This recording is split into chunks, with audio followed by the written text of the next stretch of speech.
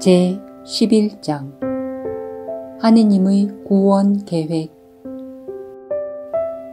1. 서문 2. 성령의 판단 3. 기적의 메커니즘 4. 실제에 대한 투자 5. 구하기와 찾기 6. 제정신인 커리큘럼 7. 그리스도의 비전 8. 기적을 위한 안내 9. 실제와 구원 10. 죄 없음과 상처받을 수 없음 1.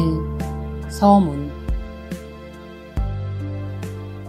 전에 너에게 잘못을 실제화하지 말라는 말을 해주었는데 그 방법은 아주 간단하다. 만약 내가 잘못을 믿기를 원한다면 먼저 잘못을 실제화해야 할 것이다. 왜냐하면 잘못은 참이 아니기 때문이다. 그러나 진리는 그 자체로 이미 실제하며 진리를 믿기 위해서는 아무것도 할 필요가 없다. 너는 자극에 반응하는 것이 아니라 내가 해석하는 대로의 자극에 반응한다는 것을 이해하라. 따라서 너의 해석은 반응을 위한 명분이 된다. 그러하기에 다른 이들의 동기를 분석하는 것은 너에게 해롭다. 어떤 사람이 정말로 너를 공격하거나 저버리거나 예속하려 한다고 단정한다면 너는 그의 잘못을 너에게 실제하는 것으로 만들어버린 것이며 따라서 마치 그가 실제로 그렇게 해버린 듯이 반응할 것이다. 잘못을 해석하는 것은 잘못에 힘을 부여하는 것이며 너는 이미 그렇게 해버렸기에 진리를 간과할 것이다. 에고의 동기를 분석하는 것은 아주 복잡하고 은폐시키는 힘이 강하며 항상 너 자신의 에고가 연루되는 위험성이 있다. 그 과정 전체는 내가 지각하는 것을 이해하는 능력이 너에게 있음을 입증하려는 명백한 시도다. 이것은 내가 너의 해석이 마치 옳기라도 한 듯이 반응하며 너의 반응을 행동으로는 통제할지라도 감정적으로는 통제하지 못한다는 사실로 알 수 있다. 이것은 내가 너의 마음의 통합성을 공격하고 한 수준을 다른 수준에 대항하게 만든 정신적인 분열임이 분명하다.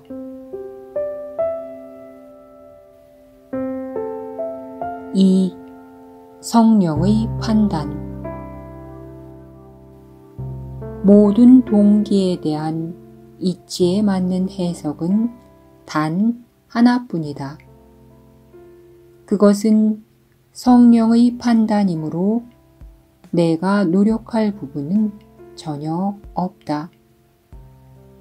모든 사랑하는 생각은 참이다.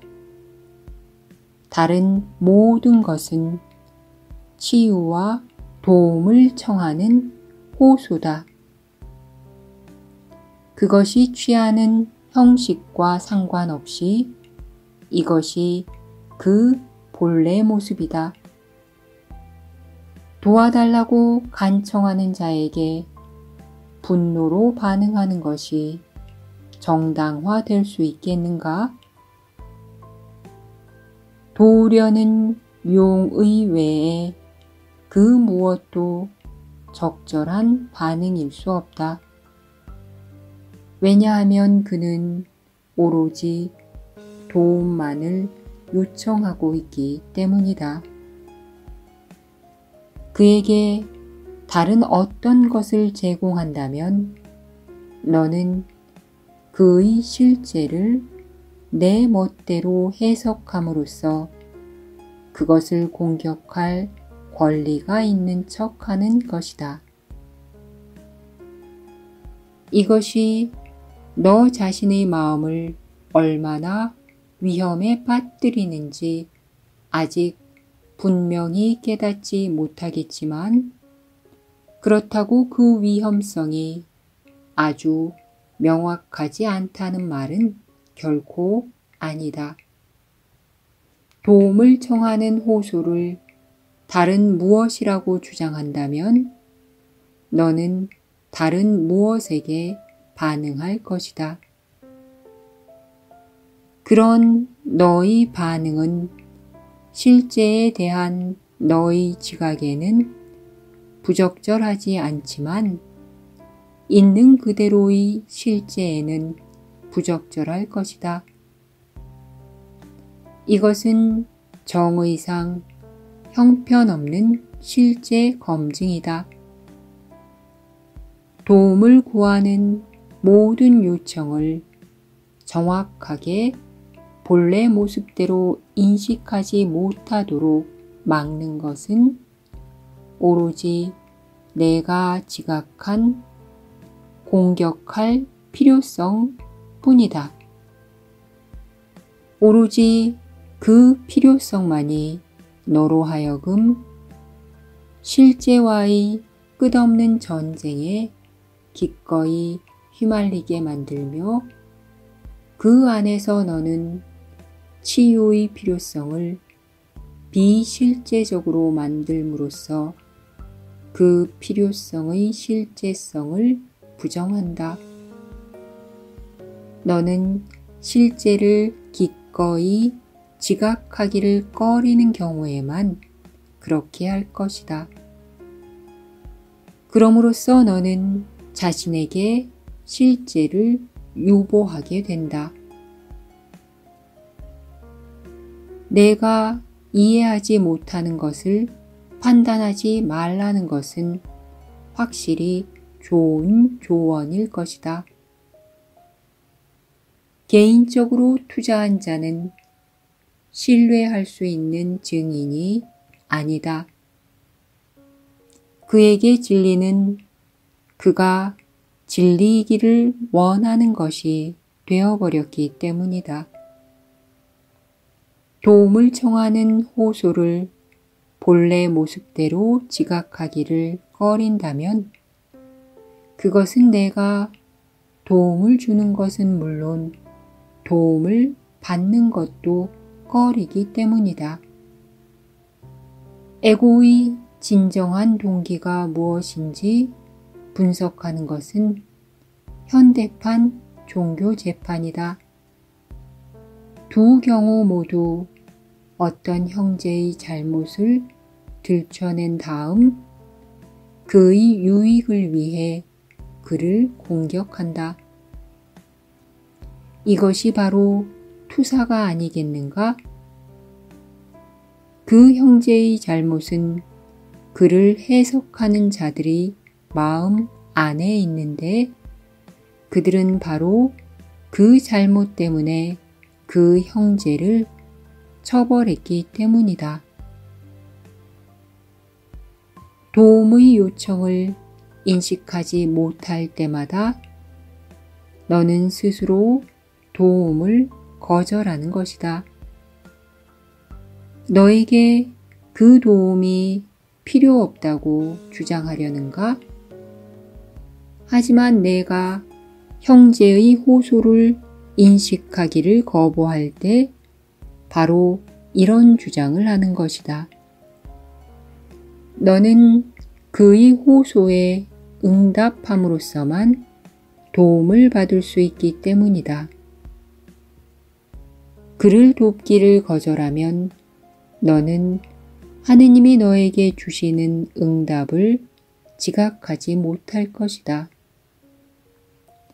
성령은 동기를 해석할 때 너의 도움이 필요 없지만 너는 성령의 도움이 필요하다.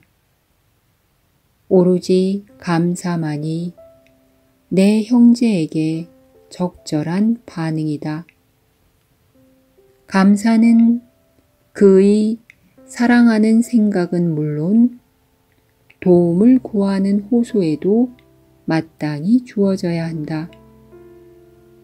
내가 바르게 지각하기만 한다면 둘 다 너의 의식에 사랑을 가져다 주기 때문이다. 너의 모든 긴장은 바르게 지각하지 않으려는 시도에서 비롯된다. 그렇다면 하느님의 구원 계획은 너무나 단순하다. 실제에 대한 반응은 오로지 하나뿐이니 실제는 전혀 갈등을 일으키지 않기 때문이다. 실제의 교사는 오로지 한 명뿐이며 그는 실제가 참으로 무엇인지 이해한다. 실제는 바뀌지 않으며 따라서 그 교사는 실제에 대한 자신의 마음을 바꾸지 않는다. 내가 분열된 상태에 있을 때 실제에 대해 내리는 해석은 무의미하지만 그의 해석은 시종일관 참이다. 그 교사가 자신의 해석을 너에게 주는 이유는 그 해석이 너를 위한 것이기 때문이다. 형제를 너의 방식대로 도우려고 하지 말라. 너는 자신조차 도울 수 없다. 단지 그가 하느님께 구하는 도움의 요청을 들어라. 그러면 너 자신이 아버지를 얼마나 필요로 하는지 인식하게 될 것이다. 내가 형제에게 필요하다고 해석한 것은 곧 너 자신에게 필요하다고 해석한 것이다. 너는 도움을 줌으로써 도움을 요청하고 있다. 그리고 만약 너 자신 안에서 단 하나의 필요만 지각한다면 너는 반드시 치유될 것이다. 그때 너는 하느님의 응답을 내가 원하는 것이라고 인정하는 것이며 내가 진실로 그 응답을 원한다면 그것은 진정으로 내 것이 되기 때문이다. 내가 모든 호소에 그리스도의 이름으로 응답할 때마다 아버지에 대한 기억이 점점 더 가까워진다. 그러니 너의 필요를 채우고 싶다면 내게 도움을 구하는 모든 요청을 있는 그대로 들어라. 그럼으로써 하느님이 너에게 응답하실 수 있다. 다른 사람들이 보이는 반응에 성령이 내리는 해석을 점점 더 일관되게 적용함으로써 너는 성령의 기준이 너에게도 똑같이 적용된다는 것을 점점 더 알아차리게 될 것이다. 두려움을 인식하는 것은 두려움에서 벗어나야 할 필요성을 보여주는데 필요하기는 하지만 그것만으로는 두려움에서 벗어날 수 없다. 그것은 여전히 성령에 의해 진리로 전환되어야 한다. 내가 두려움을 인식했는데도 여전히 두려움이 남아있다면 실제를 향해 한 걸음 나아간 것이 아니라 물러선 것이리라. 하지만 우리는 두려움을 인식하고 그것을 속임수 없이 직시하는 것이 에고를 무효화하는 과정에 필요한 핵심적인 단계라고 거듭 강조했다. 그렇다면 성령이 다른 사람들의 동기에 대해 내리는 해석이 너에게 얼마나 큰 도움이 될지 생각해 보라. 성령은 너에게 다른 사람에게서 오로지 사랑하는 생각들만 받아들이고 다른 것은 전부 도움을 구하는 호소로 여기라고 가르침으로써 두려움은 도움을 구하는 호소임을 가르쳤다. 이것이 바로 두려움을 인식한다는 것의 진정한 의미이다. 내가 두려움을 보호하지 않는다면 성령이 그것을 재해석할 것이다. 이것은 내가 공격을 사랑을 구하는 요청으로 지각하는 법을 배우는 데 있어서 궁극적인 가치이다. 우리는 두려움과 공격이 필연적으로 관련되어 있음을 확실히 배웠다.